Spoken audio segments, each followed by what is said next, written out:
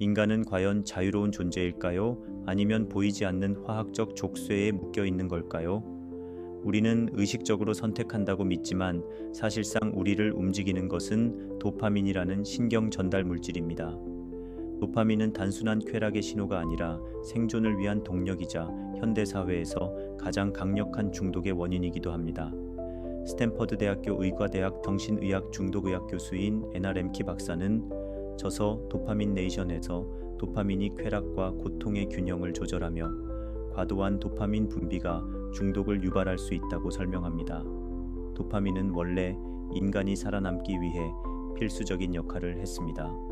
먹을 것을 발견하고 사냥을 성공적으로 마치고 생존에 필요한 행동을 할 때 뇌는 도파민을 분비하여 이를 보상했습니다. 이는 인간이 지속적으로 움직이고 노력하게 만든 가장 원초적인 동기부여 시스템이었습니다. 그러나 현대 사회는 도파민을 쉽게 얻을 수 있는 환경을 만들었습니다. 굳이 사냥을 하지 않아도 배달 음식을 주문하면 즉시 음식을 얻을 수 있고 몇 번의 클릭만으로 무한한 양의 자극적인 콘텐츠를 소비할 수 있습니다. 우리는 더 이상 노력할 필요 없이 즉각적인 보상을 받을 수 있는 시대에 살고 있습니다. 문제는 이러한 환경이 우리의 두뇌를 어떻게 변화시키는가입니다. 뇌는 항상성을 유지하려는 경향이 있습니다. 만약 갑작스럽게 높은 수준의 도파민이 분비된다면 그 반작용으로 도파민 수치는 급격히 하락하며 평형을 유지하려 합니다. 이러한 과정에서 우리는 극심한 공허감과 우울을 경험하게 됩니다. 그리고 이 불쾌한 감정을 없애기 위해 다시 도파민을 찾아 나섭니다.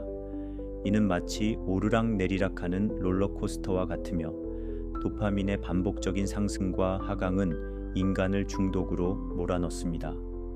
더 심각한 문제는 뇌가 이러한 도파민의 과잉 분비에 적응하면서 점점 더 높은 자극을 필요로 하게 된다는 점입니다.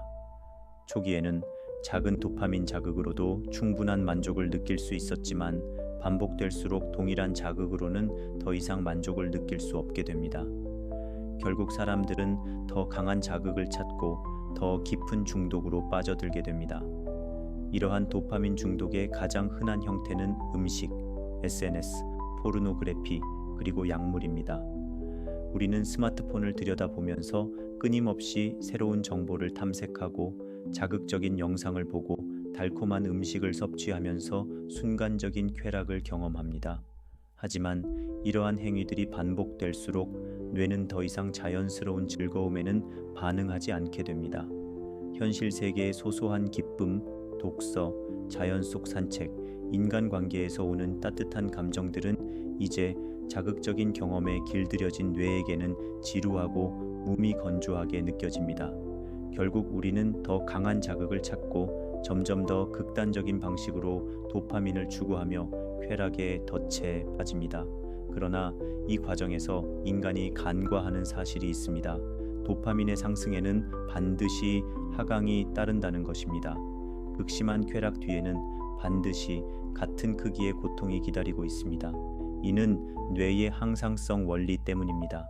마약을 복용하는 순간 극도의 도파민 분비가 일어나지만 그 직후 도파민 수치는 급격히 하락하며 극심한 금단 증상을 유발합니다. 단맛이 강한 음식이 순간적인 만족을 주지만 결국 몸을 피곤하게 만들고 혈당을 급격히 떨어뜨립니다. SNS에서 끊임없이 새로운 정보를 소비하며 짜릿함을 느끼지만 그 후의 감정은 허무함과 공허함 뿐입니다. 도파민의 본질을 모른 채 무작정 쾌락을 쫓다 보면 우리는 결국 도파민의 노예가 될 수밖에 없습니다. 그렇다면 우리는 이 도파민의 덫에서 벗어날 수 있을까요? 방법은 간단합니다. 도파민이 작동하는 원리를 직시하고 그 패턴을 깨닫는 것입니다. 우리가 무언가를 갈망하고 있다면 그 뒤에는 반드시 하락이 따른다는 것을 예상해야 합니다. 단순히 쾌락을 추구하는 것이 아니라 그 과정에서의 부작용과 고통을 미리 인지하는 것이 중요합니다. 또한 도파민을 급격하게 올리는 자극적인 행동들을 의식적으로 줄이고 보다 지속 가능한 방식으로 뇌를 재훈련하는 것이 필요합니다.